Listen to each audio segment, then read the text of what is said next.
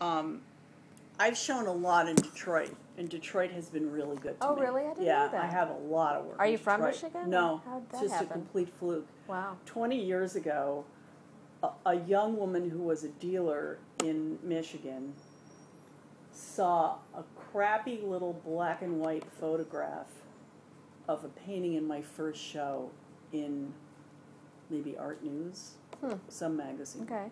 And it was like cropped badly, and it really, to this day, I have no reason, I can't imagine why she would have called, but anyhow, she went to Exit Art, which is where I had this first show, and she came to see me, and she said, I want to show your work. Her name was Mary Preston. She had a gallery called Feigens in Preston. Okay. I was the first show she'd ever sold out, Oh, you're kidding. and I had 2 or 3 shows with her, and we did extremely well together. Everything she brought out to Michigan, she sold. And this was in Detroit? Or This was was it in an Detroit. area outside of Detroit? She was in Birmingham. Okay. So, to make a long story short, she went out of business for personal reasons. Uh-huh. And I teamed up with another gallery there named Lemberg, Okay. and I still show with them. Okay. And the print curator at the museum there, Nancy Soika, has been very supportive of my work. So she asked me to do this benefit that she does every once in a while, where she has an artist make a print and give the whole edition to her. I think you do get paid too. I can't remember the exact terms. And then she sells the print and uses all the proceeds to benefit the print department. Oh, okay. So I really wanted to do it for her because she's been great to me. And I wanted to figure out a way to make every print different. And I had this residency at a place called the Atlantic Center for the Arts. Okay. And my printer at Pace, Ruth Lincoln, had taken a year off from Pace. And I conned her into coming to the Atlantic Center with me. Okay. And they told me they had a print shop. And Ruth likes my work, so she wanted a clown suit.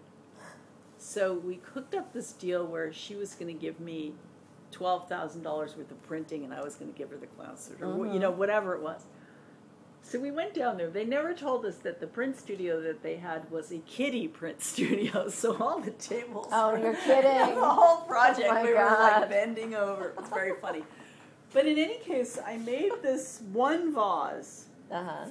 and it was a cousin to this kind of a vase. Uh-huh. And the way this one has like a little area where there's this kind of sunburst inside the area. Yeah.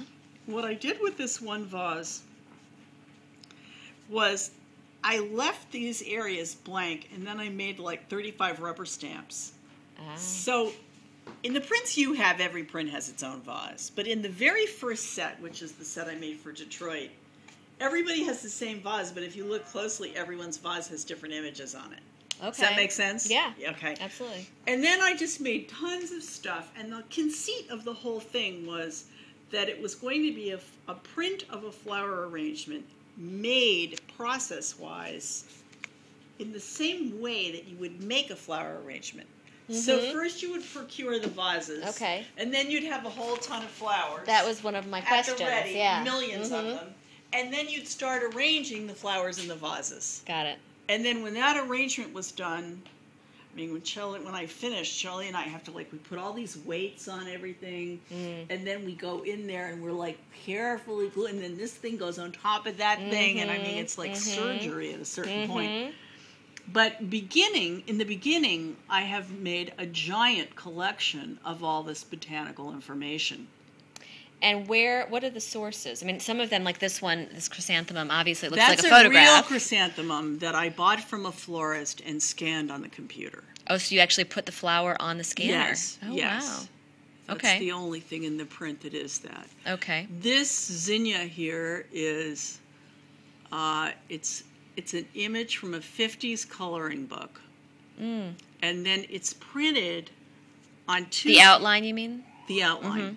And then it's printed on 2 pieces of paper. One is a tie-dyed piece of paper, which is where the head is printed. And then I've collaged that onto a green batiqued piece of paper.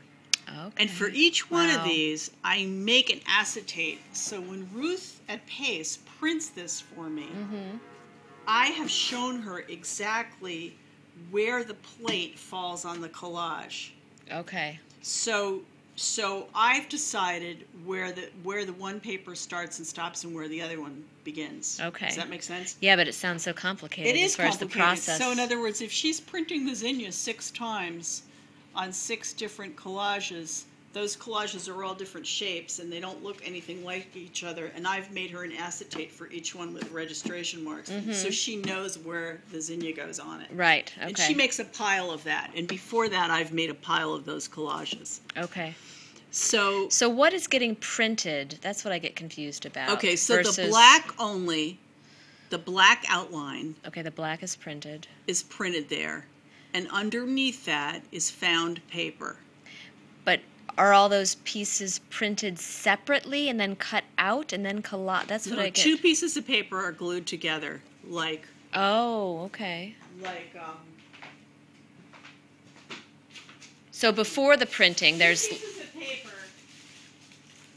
Like, let's pretend this is a piece of tie-dye paper, okay, and this is a piece of green batik paper. right? And I have in my house already, I have a copy of this black print on clear acetate. Right, from the Okay. coloring book. Yes. So then I take the clear acetate Oh, this is so helpful.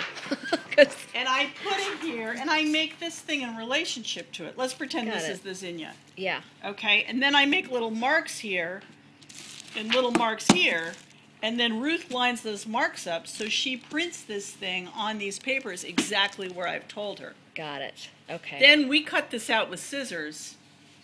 So it's a collage, and it has some Yeah. feeling of randomness about Yes. it, but it's not like really just random, like anything that happens is okay, because anything that happens is not okay. right. Some things are more interesting than others. Right. So now let's move Well, on. I love this. I mean, one of my favorite parts. That's what I call the Jane Hammond flower. There's always Yeah, some now kooky that thing is that seems. wrapping paper, and Oh, I wow. can't remember where I got it, but I think I got it in a flea market. Okay. The stem too. No, the stem okay. is invented. Yeah. It's just drawn to go with that wrapping paper. Yeah.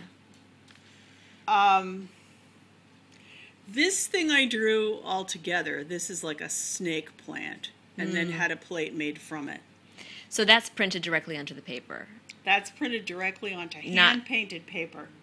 not collage. No, it'd have to. Every Everything element is cut out. So that's sometimes what I Now, couldn't tell okay, if there was so- ever anything on the paper Yes, that's there is. just printed.